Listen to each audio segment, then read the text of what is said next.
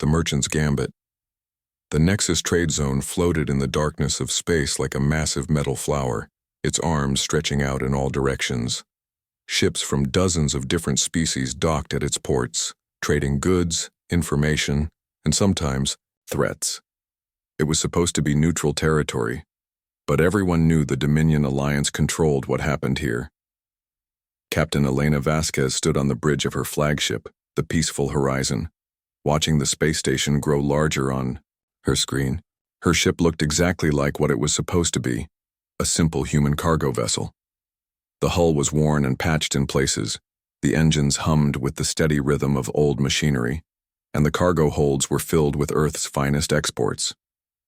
Coffee, chocolate, art, and music. Things that made life worth living. But Elena knew something the aliens didn't. The Peaceful Horizon and her sister ships were far more than they appeared to be. "Captain, we're receiving a transmission from Nexus Control," reported Lieutenant Sarah Kim from the communication station. Her voice was steady, but Elena could hear the slight tension underneath. They all knew this moment would come. "Put it on screen," Elena ordered. The view screen flickered, and the ugly face of Commander Zulven appeared. The insectoid alien's multiple eyes glowed with barely contained hostility. His mandibles clicked as he spoke, a sound that always reminded Elena of bones breaking. "Human vessels, you will submit to immediate inspection. Your cargo manifests will be reviewed, and tribute will be paid to the Dominion for safe passage through this sector." Elena stepped forward, her hands clasped behind her back. She had practiced this moment many times. "Commander Zulven, we are peaceful merchants operating under the Galactic Trade Accords. We have proper documentation and seek only to conduct honest business." Zulven's laugh was like grinding metal. "Honest business? You pathetic mammals think you can simply sail into our territory and demand equal treatment. You have no fleet to protect you, no weapons to threaten us with. You will pay tribute or you will be destroyed." Behind Elena, Dr. Marcus Chen worked quietly at his station. To anyone watching, he appeared to be running routine system checks on their cargo containers. In reality, he was monitoring the ship's true systems that had been hidden so well that even the most advanced scanners couldn't detect them. "We understand your position," Elena replied calmly. "However, Earth's merchant vessels operate independently. We cannot pay tribute without proper authorization from our home government. Perhaps we could arrange a communication with Earth to discuss terms." This was the stalling tactic. Elena needed time for her other ships to get into position. The distant Star Aurora's Dream and New Horizons were spread throughout the docking area, looking like innocent cargo haulers waiting their turn to trade. Zulven's eyes narrowed. "You dare to waste my time with bureaucratic nonsense? Admiral Kekstar warned me that humans were becoming too bold. Perhaps it's time to remind you of your place in the galaxy." The transmission ended abruptly, and Elena turned to her crew. The bridge was small and cramped, designed to look like a typical merchant vessel's command center. But each station hid advanced technology that would make even the Dominion's best ships seem primitive. "Report," Elena ordered. Lieutenant Kim looked up from her console. "All 4 ships are in position, Captain. The Dominion has 12 combat vessels in the area, 8 cruisers and 4 destroyers. They're moving to surround us." Dr. Chen spun in his chair. "Stealth systems are ready for activation. Quantum field generators are charged. All weapon systems are in standby mode, hidden behind the cargo bay facades." Elena nodded. "And our real cargo?" "Safe and secured in the hidden compartments," Chen replied. "If anyone scans us, they'll only see coffee beans, chocolate bars, and classical music files." Through the view screen, Elena could see the Dominion ships moving into attack formation. Their hulls were dark and angular, covered in spikes and weapon ports. They were designed to intimidate, to make enemies surrender before a shot was fired. It had worked on dozens of species throughout the galaxy. But humans were different. "Captain," came a new voice over the communication system. This time it was Admiral Kekstar himself, the supreme commander of the Dominion fleet in this sector. His reptilian features were scarred from countless battles, and his yellow eyes held no mercy. I am Admiral Kekstar of the Dominion Alliance. Your commander Zulvan has informed me of your refusal to pay tribute. This is unacceptable. You will transfer 50% of your cargo to our vessels immediately, or we will take it by force. Elena looked around her bridge. Her crew was ready. They had trained for this moment for years. Every simulation, every drill, every sleepless night had led to this. Admiral Kekstar, with respect, we are peaceful traders. We have no quarrel with the Dominion Alliance. Surely we can reach some accommodation that benefits both our peoples. Kekstar's roar filled the bridge. Benefits? You insects offer us nothing. We cannot take. Your species is weak, your ships are pathetic, and your presence in our space is an insult. You have 30 seconds to comply, or we will demonstrate why the Dominion rules this sector. The transmission ended, and Elena felt the familiar calm that came before battle. She had been a naval officer before becoming a merchant captain. She had fought pirates in the outer colonies and defended supply convoys during the border wars. But this was different. This was about proving that humanity belonged among the stars. All stations begin stealth activation sequence, Elena ordered. Dr. Chen, initiate the transformation protocols. Throughout the ship, systems that had been dormant for months began to wake up. Hidden compartments opened, revealing advanced sensor arrays and quantum computers. The worn hull plating slid aside to expose armor that could withstand antimatter blasts. The old engines were joined by new ones, drives that could bend space and time. But most importantly, the weapon systems came online. Humanity had learned hard lessons from their first encounters with hostile aliens. They had developed weapons that could adapt to any defense, shields that could absorb and redirect energy, and tactics that confused even the most experienced commanders. Captain, the other ships are reporting ready, Lieutenant Kim announced. Elena looked out at the Nexus trade zone. Other alien merchants had cleared the area, not wanting to be caught in the crossfire. Some were probably placing bets on how long the human ships would last. The Dominion had never lost a battle in this sector. Today would be different. Admiral Kekstar is hailing us again, Kim reported. On screen, the reptilian admiral's face appeared, twisted with rage. Your time is up, humans. Prepare to learn the price of defying the Dominion Alliance. Elena smiled for the first time since arriving at the station. It was not a friendly smile. Admiral, you made one critical mistake in your calculations. And what is that, you pathetic mammal? You assumed we were merchants. Elena turned to her crew. All ships, drop the masquerade. Show them what Earth's real fleet looks like. The transformation was beautiful and terrifying. The 4 human ships shed their disguises like butterflies emerging from cocoons. Hull plating shifted and reconfigured, revealing sleek lines and advanced architecture. Energy fields sprang to life around each vessel, creating shields that shimmered with rainbow colors. Weapon ports opened along their sides, and the soft glow of charging systems became visible, but the most shocking change was their size. The ships hadn't just revealed hidden weapons, they had literally expanded. Hidden sections unfolded, extending their length and adding multiple decks. What had appeared to be small cargo vessels were now revealed as massive warships. Admiral Kekstar's expression changed from rage to confusion, to the first hint of fear. Impossible, he whispered. Our scans showed nothing. You're just merchants. Elena's voice carried across all frequencies, broadcasting to every ship in the sector. We are Captain Elena Vasquez of the Earth Defense Fleet, commanding the stealth cruiser Peaceful Horizon. You have threatened peaceful human vessels and demanded tribute through force. We are prepared to defend ourselves. The Dominion ships hesitated. Their formations wavered as captains tried to understand what they were facing. These were not the weak cargo haulers they had expected to bully. These were warships unlike anything they had seen before. Dr. Chen looked up from his instruments. Captain, I'm reading massive power spikes from their weapon systems. They're preparing to attack. Elena nodded. She had hoped for a peaceful resolution, but she had known it was unlikely. The Dominion respected only strength, and they had just discovered that humanity possessed far more strength than they had imagined. All ships, defensive positions, Prepare for combat. And remember, we're not just fighting for ourselves today. We're fighting for every peaceful species that's been bullied by the Dominion. We're fighting for the right to travel the stars without fear. The first energy blast from the Dominion ships lit up the darkness of space.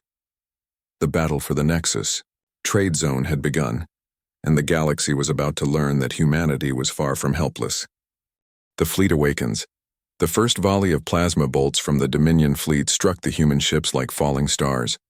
But instead of the expected explosions and debris, something incredible happened. The energy blasts simply vanished, absorbed by the shimmering shields that surrounded each human vessel. Admiral Kekstar stared at his tactical display in disbelief. "Report. What happened to our weapons fire?" His tactical officer, a nervous Velkarian with 6 arms, frantically worked his console. "Sir, the energy readings are impossible. Their shields aren't just deflecting our attacks. They're absorbing them and converting the energy into their own power systems." On the bridge of the peaceful horizon, Dr. Chen smiled as he watched. The energy levels climb. "Adaptive absorption shields are functioning perfectly, Captain. Their attack just gave us a 20% boost to our power systems." Elena nodded grimly. "Return fire, but keep it proportional. We want to disable, not destroy." The human ships moved with a grace that defied their size. They split into a diamond formation, each vessel covering the others with overlapping fields of fire. When they opened up with their weapons, the effect was stunning. Streams of blue-white energy lanced out from the human ships, but these weren't the crude plasma bolts or particle beams that most species used.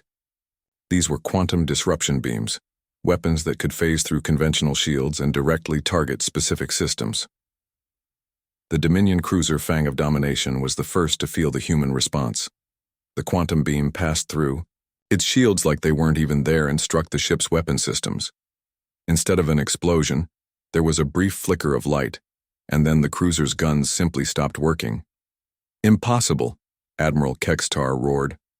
"How did they penetrate our shields?" Meanwhile, the human ship Distant Star was demonstrating another innovation. As 3 Dominion destroyers converged on it, the ship seemed to blur and split apart. Suddenly, there were 5 identical ships where there had been one, each one moving in a different direction. The Dominion ships opened fire on all 5 targets, but their weapons passed harmlessly through 4 of them. Only one was real. The others were quantum projections, hard light holograms that looked and moved like real ships but had no substance. "Holographic decoys," Elena explained to her crew, though she was really speaking for the benefit of the alien observers she knew were listening. Humanity learned long ago that the best defense is to make the enemy waste their ammunition on targets that don't exist. The real Distant Star struck back, its weapons targeting the engine systems of all 3 destroyers. Within seconds, the Dominion ships were drifting helplessly in space, their engines disabled but their crews unharmed. Throughout the battle, the human ships demonstrated technology that should have been impossible. They moved without visible propulsion, their hulls rippling like liquid metal to absorb impacts. When one ship was surrounded by enemy fire, it simply faded away and reappeared behind the attacking vessels. Commander Zulvan watched the battle. From his command ship, his multiple eyes wide with terror. "They're everywhere at once. How are they doing this?" His science officer, a crystalline being from the Shard Collective, analyzed the readings with growing amazement. "Commander, I believe they're using some form of quantum entanglement drive. They're not moving through space. They're relocating their quantum signature to different positions." The Aurora's Dream provided the most spectacular demonstration of human ingenuity. As it was attacked by 4 Dominion ships simultaneously, the vessel began to transform again. Sections of its hull unfolded like origami, revealing multiple independent weapon platforms that could each target different enemies. But the weapons weren't just firing energy beams. Some shot out clusters of microscopic drones that swarmed over the enemy ships, disabling their systems with surgical precision.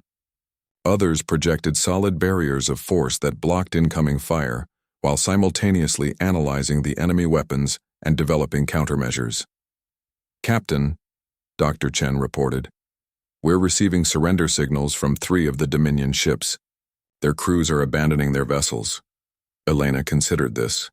The human fleet had proven their point.